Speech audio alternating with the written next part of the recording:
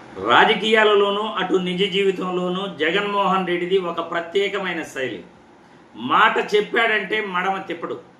తాను అనుకున్న పని ఖచ్చితంగా చేసి తీరుతాడు. మెడికల్ కళాశాలల ప్రైవేటీకరణపై జగన్మోహన్ రెడ్డి మాట్లాడిన మాటలు ఇప్పుడు రాష్ట్రంలో హాట్ టాపిక్గా మారాయి. మెడికల్ కళాశాలలు పీపీపీ విధానంలో ఏదైతే మేము మారుస్తాము అని ప్రభుత్వం చెప్తా ఉందో, ఎవరైనా టెండర్లకు వస్తే, ఇంత చెప్పినా కానీ ఎవరైనా టెండర్లకు వచ్చి ప్రైవేటీకరణకు అంగీకరిస్తే రేపొద్దున మేము అధికారంలోకి వచ్చిన తర్వాత ఖచ్చితంగా వాటిని ప్రభుత్వంలోకి తీసుకుంటాము. ఇది జగన్మోహన్ రెడ్డి వార్నింగ్ అంటూ జగన్మోహన్ రెడ్డి మాట్లాడిన మాటలు ఇప్పుడు రాష్ట్రంలో హాట్ టాపిక్గా మారాయి. ఇంతకీ జగన్మోహన్ రెడ్డి ఏం మాట్లాడాడో ఒక్కసారి ఈ వీడియో. చంద్రబాబు నాయుడు గారికి ఒకటే చెప్తా ఉన్నాం, ప్రైవేటీకరణను మేము అడ్డుకుంటాం, అన్ని రకాల పోరాటాలు చేస్తాం. మీ నిర్ణయాన్ని వెనక్కి తీసుకునేంత వరకు ధర్నాలు జరుగుతాయి, ర్యాలీలు జరుగుతాయి, దీక్షలు జరుగుతాయి, నిరసనలు చేస్తాం. నేను కూడా అక్కడక్కడ పార్టిసిపేట్ కూడా చేస్తాను. అన్ని రకాలుగా దీన్ని అడ్డుకునే కార్యక్రమం, అడ్డుకునే ప్రయత్నం జరుగుతుంది. నేను ఒక్కనే కాదు, నేను రాష్ట్ర వ్యాప్తంగా రాష్ట్ర శ్రేయస్సు కోరే ప్రతి ఒక్కరికి కూడా పిలుపునిస్తాము. ప్రతి పార్టీకి కూడా పిలుపునిస్తా ఉన్నాం. అందరూ కలిసి రండి అని కూడా. ఇది రాష్ట్రానికి సంబంధించిన ఆస్తులు. ఈ ఆస్తుల వల్ల ప్రజలకు మంచి జరుగుతుంది.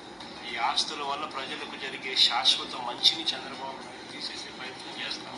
దీన్ని అడ్డుకునే కార్యక్రమంలో ప్రతి ఒక్కరూ కూడా ముందుకు రావాలని కూడా అందరం కలిసికట్టుగా దీన్ని వ్యతిరేకించే కార్యక్రమం ఖచ్చితంగా చేస్తాం.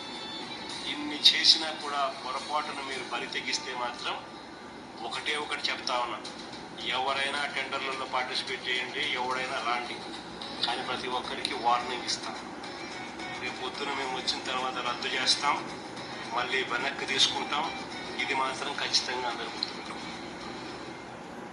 చూసారుగా, జగన్మోహన్ రెడ్డి మెంటాలిటీ తెలిసి కూడా టెండర్లలో పాల్గొంటే అది వాళ్ళ కర్మే అని మనం చెప్పుకోవచ్చు. నిజంగా అది వాళ్ళ కర్మే అవుతుంది. కేవలం 6,000 కోట్ల పెట్టుబడి పెడితే 17 మెడికల్ కళాశాలలు, 70,000 కోట్ల ఆస్తి ప్రజలకు దక్కుతుంది. ప్రజలకు మంచి వైద్యం అందుతుంది. పేద విద్యార్థికి మంచి విద్య దొరుకుతుంది. 6,000 కోట్లు పెట్టలేక 70,000 కోట్ల ఆస్తిని ఈరోజు చంద్రబాబు నాయుడు ప్రైవేటు వ్యక్తులకు దారాదత్తం చేసే ప్రయత్నం చేస్తున్నాడు. ఇదేనా రాజకీయం అంటే? ఇదేనా మంచి ప్రభుత్వం అంటే?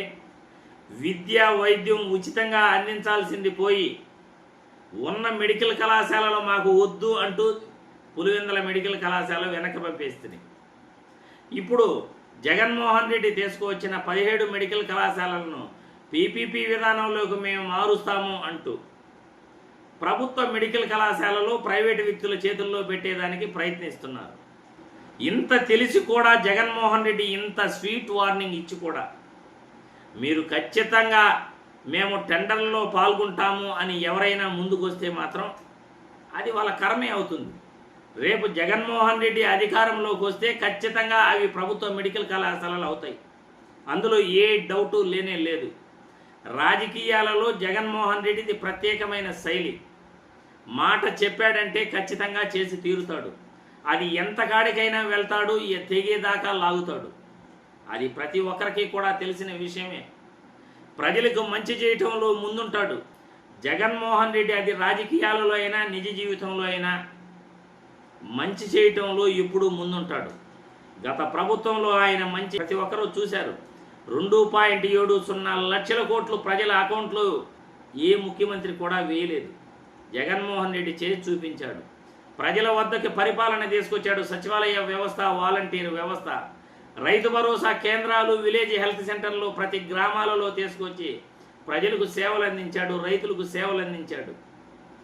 ప్రాథమిక ఆరోగ్య కేంద్రాలు తీసుకొచ్చాడు, క్యాన్సర్ హాస్పిటల్ తీసుకొచ్చాడు, మెడికల్ కళాశాలలో 17 నిర్మాణాలు చేశాడు. ఉద్దానంలో కిడ్నీ బాధితులకు రీసెర్చ్ సెంటర్ పెట్టాడు.